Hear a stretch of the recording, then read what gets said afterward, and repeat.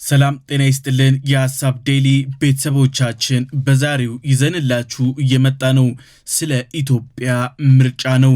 ኢትዮጵያ ትመርጣለች ዝግጅቷን እየጨረሰች ነው። ኢትዮጵያ እዚህ የምርጫ ስርዓት ላይ የደረሰችው እጅግ ከባድ ስርዓተ መንግስታትን አልፋ ነው። ብዙ ውጣ ውረድ ብዙ ደም መፋሰስም ጭምር ታልፈው ነው ለዚህ ሰላማዊ ዲሞክራሲያዊ ምርጫ ኢትዮጵያ መድረስ የቻለችው። ኢትዮጵያ ከንጉሳዊ ወደ ወታደራዊ ከትጥቅ ትግል ወደ መንግስትነት ያደገም ደም አፋሳሽ እንዲሁም ብሔርንም ጎጥንም ሃይማኖትንም የለያየ ስርዓቶችን አልፋ ለዚህ ዲሞክራሲያዊ ልምምድ ደርሳለች። ኢትዮጵያ ስልጣንን በአቋራጭ የተመኙ በየመንገዱ ቀርተዋል። ጫካ ይቁጠራቸው ለስልጣናቸው ሲሉ ብዙ መሪዎች ጓዶቻቸውን በአደባባይ ጭምር ሰውተዋል። ይህ የአፍሪካ እውነታና ሐቅ ነው። በአፍሪካ አውድ ስንመለከተው ምርጫ መጨረሻው የታወቀ ቲያትር እየሆነ መጥቷል። እጅግ ጥቂት ሀገራት የዲሞክራሲ ልምምዳቸው እየዳበረ መጥቷል። አንዳንዶቹ ይባስ ብለው ምርጫ ቦርዶቻቸውን ሙሉ በሙሉ ዘግተው ህዝብ ስለ ምርጫ አታስብ እኔ ያለውልህ ብለው ተቀምጠዋል። የእድሜ ይፍታ መሪም ሆነዋል። አቅላቸውን እስቲስቱ በመንበራቸው ላይ ሞታቸውንም ጭምር እየተጠባበቁ ነው። በዚህና በዛ መካከል የሚታየው ዲሞክራሲን ድፍጠጣ ዲሞክራሲ ማበብ በሁለቱ ሀገራት መካከል እንኳን እጅግ ሰፊ የተባለ ልዩነት እየታየ ነው። አፍሪካ በዲሞክራሲ እጅግ ጉራማይሌ የምትባል ነች። ኢትዮጵያ 7 የምርጫ ሂደቶችን አሳልፋለች። አንዳንዱ የህዝብ ድምጽ በምርጫ ቢረጋገጥም አሻፈረኝ በሚል የኃይል እርምጃ በመቀልበስ የዲሞክራሲ ምህዳሩን ያጠበበም ያቀጨጨም ሂደቶችንም ተመልክተናል። አንዳንድ ኃይሎች የትጥቅ ትግል እንዲጀምሩ እዚህም እዛም እንዲዋጉ አስችሏቸዋል። የህዝብ ድምጽ ባለመከበሩ ህዝብ አዝኖም ጭምር ነበር። ከለውጡ በኋላ ለመጀመሪያ ጊዜ መንግስት ምርጫ ቦርድን ነፃ አወጣው። ይባስ ብሎ ሙሉ በሙሉ ገለልተኛ የተባሉ አካላት እንዲመሩትም ክፍት አደረገላቸው። ብዙ በትጥቅ ትግል እድሜያቸውን ያሳለፉ ኃይሎች በምርጫ ለመወዳደር ብረት ጥለው ብዕር አንግበው ወደ ኢትዮጵያ ተመልሰዋል። ይህ የምርጫ ቦርዱ ምን ያክል አስተማማኝና ተአማኝ መሆኑንም ጭምር ያረጋገጠ ነው። ብዙ የአፍሪካውያን ወንድሞቻችን እንደዚህ አይነት ሂደትን እየተመኙ ነው፣ ግን ተመኝተው አተውታል፣ አላገኙትም። ይህንን ለማግኘት የስልጣን ጥመኝነት የሌለባቸው መንግስታት ያስፈልጓቸዋል። እንደ አጋጣሚ ሆኖ ኢትዮጵያ ይህንን ታድላለች። እያንዳንዱ ድምጽ በላቀ ጥራት የሚተነተንበት ደረጃ ላይ አሁን ተደርሷል። ለሁሉም ፍላጎታችንን ለማስፈጸም መንግስትን ለመምረጥ ህዝበ ውሳኔ ለማድረግ የሚያስችል ተቋም ኢትዮጵያ መስርታለች። እጅግ ገለልተኛ ዓለም አቀፍ ተቋማትም በተደጋጋሚ ምስክርነታቸውን እየሰጡት ይህ ትልቅ ጉዳይ ነው።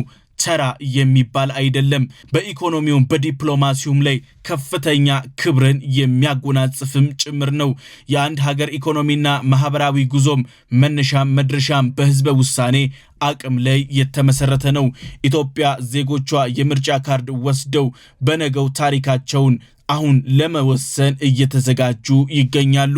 ከ50 ሚሊዮን በላይ ህዝብ ዲሞክራሲን ለማንበር ተልሟል። ይህ ቀላል የሚባል አይደለም። ለአንዳንዶቹ ሙሉ በሙሉ የሀገሪቷ ቁጥርንም ጭምር እንደማለት ነው። ግዙፍ የፖለቲካ ንቃተ ህሊና እንደዳበረም የሚያመላክት ነው። ይህ በአፍሪካ እጅግ አስደማሚ ነው። ከምርጫ በኋላ የሚታዩት ፖሊሲዎች፣ የሥራ ዕድል፣ ሰፊ የተባለ የኢኮኖሚ ተስፋዎች፣ መተማመኛዎች የምርጫው ውጤቶች ናቸው። ከፍተኛ ቁጥር ያለው ህዝብ ካርድ ወስዶ በሰላማዊ መንገድ ለሀገር ውስጥ እና ለውጭ ኢንቨስትመንቶች አስተማማኝ ስርዓትን ለማንበር እየሰራ ይገኛል። በሀገር ውስጥም በውጭም የሚጠበቀው የኢትዮጵያ ታላቁ ምርጫ ነው። ይህ ምርጫ የኢትዮጵያን ነገ የሚወስንም ጭምር ነው። በህዝባዊ ቅቡልነት ላይ የሚመሰረት መንግስት ጠንካራ መሰረት ይኖረዋል። ታላላቅ ችግሮችን መቋቋምም ይችላል። ታላላቅ የረጅም ጊዜ ኢኮኖሚያዊ ሪፎርሞችን፣ ዲጂታል ትራንስፎርሜሽኖችን፣ ግዙፍ መሰረተ ልማት ግንባታዎችን ያለምንም ስጋት ማከናወን ይችላል። ምክንያቱም ህዝባዊ ድጋፍ ስላለው። ከህዝብ ጋር የቆመ ዓለም አቀፍ የፋይናንስ ስርዓቶችም ይደግፉታል። ህዝቡም አለውልህ ብለው ልክ እንደ ታላቁ የኢትዮጵያ ህዳሴ ግድብ በህዝብ አቅምና በመንግስት ቁርጠኝነት መፈጸም ይችላል። ይህ ትልቅ አቅምን መንግስትን የሚያጎናጽፍ ነው። የተረጋጋ ሀገረ መንግስት በቀጠናው እንዲኖርም እንዲቀጥልም ያደርገዋል። ሰላማዊ የተባሉ የምርጫ ሂደቶችን ኢትዮጵያ በደጋገመች ቁጥር ግዙፍ የተባለ ስኬቶችን ትጎናጸፋለች። ያለንን የዲሞክራሲ መንገድ ልምምድ እንዲሁም ረጋ ማለታችንን ዓለም አቀፍ ኩባንያዎች ካፒታላቸውን ያለ ስጋት ወደ ኢትዮጵያ እንዲልኩም እንዲያፈሱም መተማመኛ ይሆንላቸዋል። የተረጋጋ ሀገረ መንግስት ማንም የትኛውም ኢንቨስትመንት እንደ ልቡ ኢንቨስት ማድረግ ይችላል። ግን ያልተረጋጋ መንግስት ቢኖር የፈለገ የከበረ ማዕድን አማላይ ነዳጅ ቢኖርም የትኛውም ሀገር መንግስት ኢንቨስትመንቱን ቀርቶ ድርሽ አይልም። በዚህም የተነሳ ሀገር የኋሊት ጉዞዋን ትጀምራለች። ኢትዮጵያ ሰላማዊ ምርጫዎችን መደጋገም ልማዷ አድርጋለች።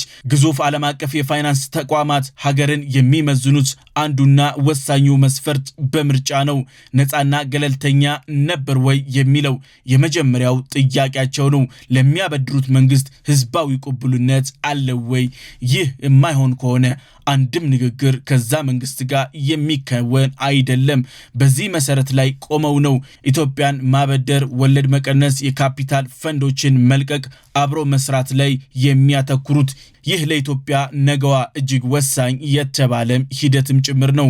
ኢትዮጵያ እየሰራች ያለችው የኢንዱስትሪ ማስፋፊያዎች እንዲሁም ታላላቅ ስትራቴጂካል አካሄዷ ምርጫዋ ለማስፈንጠር ኃይልን ይፈጥርላታል። በሰባተኛው ጠቅላላ ምርጫ እና የምረጡኝ ምዝገባ ተጠናቆ የድምጽ መስጫ ቀኑ እየተጠበቀ ይገኛል። ህዝብ አሁን በጥሞና ጊዜ ላይ ነው። አሁን ፓርቲዎችና እጩዎች ጥሞናውን እያጣጣሙ ይገኛሉ። 42 የፖለቲካ ፓርቲዎች 80 እጩዎች በምርጫው ለመወዳደር ተዘጋጅተዋል። ሰኞ ኢትዮጵያ ትመርጣለች። ከ54 ሚሊዮን በላይ ህዝብ የምርጫ ሂደቱን ለመሳተፍ ዝግጁ ሆኗል። እንደተለመደው ሌሊት ይሰለፋል ተብሎም ይጠበቃል። ምርጫው በጸጥታ ምክንያት ሊከናወን ያልቻለባቸው ቦታዎች አስቻይ ሁኔታ ሲፈጠር ምርጫው የሚከናወንም ጭምር ይሆናል።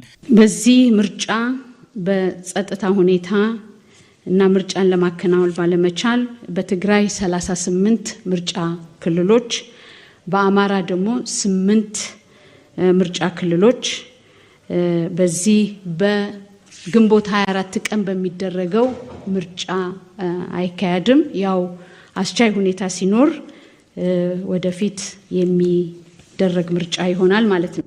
ሰባተኛው ሀገራዊ ምርጫ ብዙ ነገሮችን አሳይቶናል። የፓርቲዎች ክርክርን፣ ፉክክርን አመላክቷል። ከተማዋን ያስዋበም የምርጫ ቅስቀሳ ተመልክተንበታል። ህዝብ በፓርቲዎቹ የተገቡለትን ቃል እያሰላሰለ ይገኛል። የሀሳብ ዴሊ ቤተሰቦቻችን የዛሬው ይህን ይመስል ነበር። በቀጣይ በሌላ አጀንዳ እስከምንገናኝ ሰላም።